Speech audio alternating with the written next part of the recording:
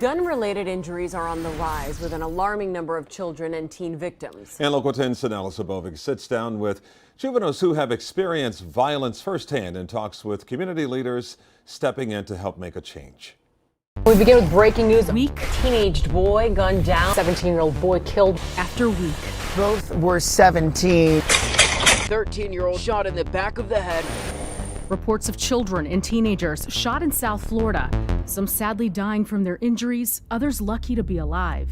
Traumatized, something I never went through. Anthony Aguirre was only 13 years old when he came face to face with the barrel of a gun. I just saw the Glock 22. Anthony was grazed in the leg. He was losing blood and was rushed to Nicholas Children's Hospital.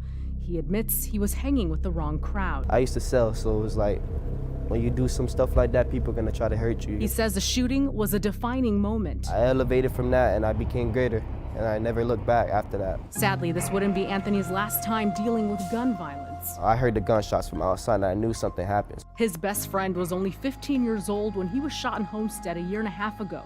He would not survive. 2 teens were arrested in his murder. I miss him every day. They aren't old enough to vote, drive a car, or even order a drink, yet they have seen a lifetime of heartache. 13-year-old Jeremiah Manley almost lost his mother. I lost some friends, some cousins, some uncles. I almost lost my mom to gun violence too. From children losing loved ones to parents grieving the loss of their own child, Sabrina Fulton knows the pain all too well. I've lost family members before, but to lose a child is a more severe and difficult pain to try to heal from. Her son Trayvon Martin was shot 12 years ago while he was visiting his dad in Sanford. My heart bleeds for other kids.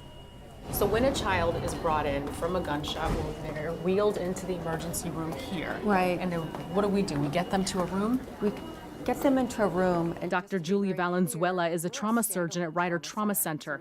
Every moment counts when a minor is brought in with a gunshot wound. I've got 10 minutes to make a decision. Where do I need to go? To the operating room? To ICU? She's treated countless children and teens with gunshot wounds and says Ryder Trauma Center has seen an uptick. Just like the rest of the nation, as we are seeing a trend in an increased rise in violent injuries from guns. Several times a week, if you pay attention closely. In 2022, 116 children came into the trauma center with gunshot injuries.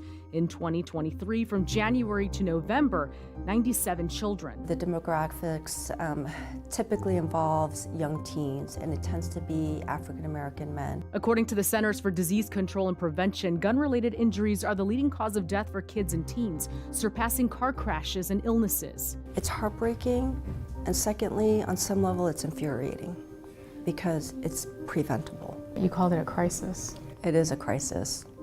Our children are dying from gun violence, and they should not be. So what's the solution? Those of us who have lived experience are becoming a part of the solution. Enter the Circle of Brotherhood, an organization of primarily Black men dedicated to crime prevention, community service, and youth mentorship.